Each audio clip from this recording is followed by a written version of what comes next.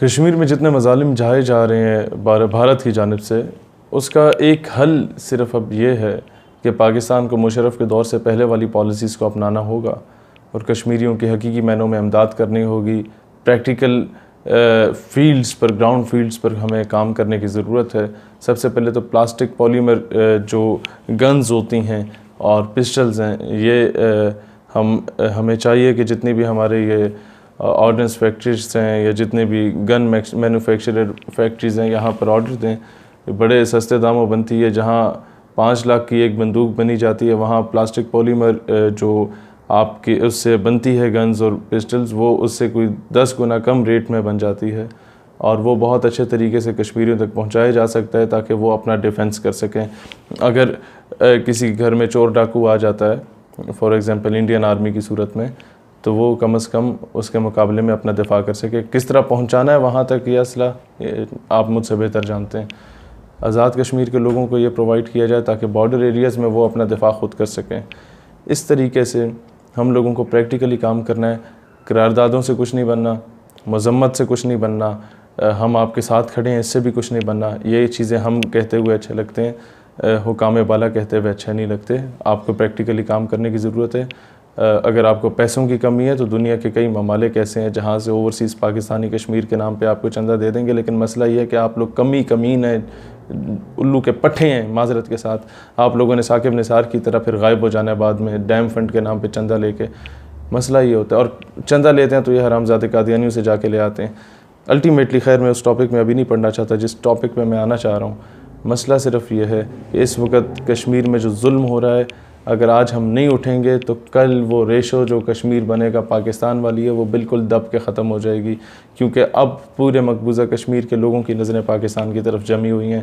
Government کوئی practical field میں کوئی کام کرے، ان کو سپورٹ کرے. اور ہندوستان کا مسلمان جو مجھ سے ابھی رابطہ کر رہا ہے وہ کہتا ہے کہ ہمارے 40 لاکھ مسلمان ہندوستان کے ایسے ہیں جنہیں آسام میں، حیدرآباد دکن میں، جوناگڑھ میں، مختلف ریاستوں میں ہماری نیشنلٹی کینسل کر دی گئی ہے. جب بھی ہم لوگوں نے کشمیر کے مظالم کے خلاف آواز اٹھائی، ہمیں کہہ دیا جاتا ہے یہ تو بنگالی ہیں، یہ تو بہاری ہیں، یہ تو وہاں کے ہیں، پاکستانی ہیں، یہ تو چھوڑ کے جا رہے تھے بس ادھر رہ گئے کسی طریقے سے. یہ کچھ کہہ کے ہماری نیشنلٹیز کینسل کر کے ہمیں کیمپس میں بھیج دیا جاتا ہے جہاں پر فوڈ اینڈ شیلٹر بالکل نہ ہونے کا برابر ہوتا ہے. کہتے ہیں ہم لوگ آواز نہیں اٹھا سکتے. پاکستان کی عوام سے میں کہتا ہوں، آپ کی طرف صرف کشمیریوں کی نہیں، ہندوستان کے 23-24 کروڑ مسلمانوں کی نظریں جمی ہوئی ہیں. اپنی حکومت کو مجبور کریں، اپنے اسٹیٹ چلانے والے انسٹیٹیوٹس کو مجبور کریں کہ وہ کشمیر کے لیے پریکٹیکل فیلڈ میں کوئی کام کریں. ان کے لوگ، میں ابھی بھی مجھے یاد ہے فلسطین کے 400 بچے پاکستان میں پڑھ رہے ہیں. جب ان سے میٹنگ ہوتی تھی فلسطین کاز پہ، تو ایک سینئر وزیر کہہ رہے تھے، اس کانفرنس میں بھی موجود تھا اور فلسطین کا ایک اسٹوڈنٹ لیڈر بھی میرے ساتھ موجود تھا میرے ساتھ والی کرسی پہ، اور ایک وزیر خطاب کر رہا تھا کہ ہم لوگ چندہ اکٹھا کر کے فلسطین بھیجیں گے تاکہ ان کے فوڈ اینڈ شیلٹر کا، کھانے پینے کا اور پہننے کے لیے کوئی انتظام ہو. تو اس نے مجھے کان میں کہا، جو فلسطینی اسٹوڈنٹ تھا، اس نے کہا کہ اپنے اس وزیر کو سمجھاؤ، اپنے اس نامرد وزیر کو سمجھاؤ کہ ہمیں اس وقت ہم بھوکے پیاسے یا ننگے نہیں مر رہے.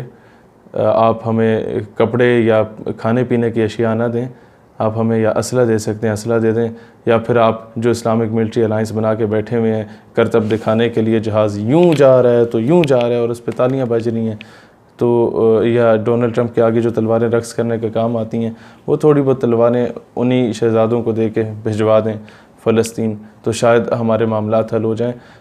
کھانے پینے سے ہم لوگ ویسے بھی نہیں مر رہے تھے، نہ آگے مریں گے. ہاں، غیرت مر گئی ہے اس امت میں، اس امت کے مسلمانوں میں، جو آج ان کے حکمرانوں میں، امت میں نہیں حکمرانوں میں غیرت مر چکی ہے. مسئلہ صرف یہ ہے کہ انہیں اپنی مظلوم بہن کے سر سے دوپٹہ اترتا ہوا اب برداشت ہونے لگ گیا ہے. اب بہنیں لکھنے پہ مجبور ہو جاتی ہیں کہ کیا سیدنا عمر نے نہیں آنا، دیواروں پہ لکھنے پہ مجبور ہو جاتی ہیں کیا محمد بن قاسم، ٹیپو سلطان، صلاح الدین ایوبی نے نہیں آنا. تو یہاں سے جواب چلا جاتا ہے کہ نہیں جی، اب اسلام امن کا درس دیتا ہے. اب اسلام درس دیتا ہے کہ ایک تھپڑ پہ، ایک گال پہ کوئی تھپڑ مارے تو دوسرا گال آگے کر دو. اب اسلام یہ درس دیتا ہے کہ قوم کی بیٹی کوئی اٹھا کے لے جائے تو اسے واپس نہ لاؤ.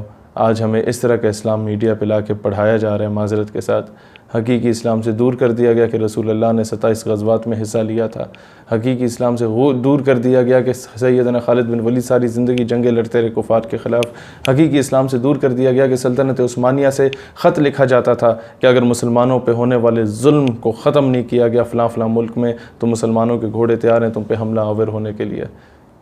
آج وہ حقیقی اسلام ختم ہو چکا ہے کہ صلاح الدین ایوبی بیت المقدس کو فتح کرنے کے بعد مسجد الاقصیٰ میں جو ہے وہ کئی گھنٹے اذانیں دیتے رہے ان کے تمام مسلمان کہ اسے ابھی بتوں سے پاک کر دیا جائے، اسے کفر سے پاک کر دیا جائے۔ جتنے کفار ادھر آ کے رہنے کے لیے بسنے کے لیے پہنچے ہوئے تھے، اب یہاں پر اللہ اکبر کی صدا گونجے گی۔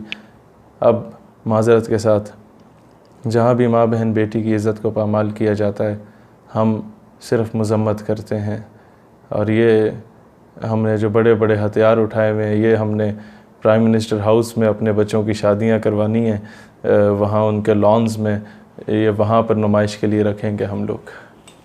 معذرت کے ساتھ بات بری لگے پھر بھی کیا کر سکتے ہیں، معذرت کے طور پہ آپ کو چوڑیاں بھجوا دیں گے کیونکہ اب آپ لوگ اسی قابل رہے ہیں۔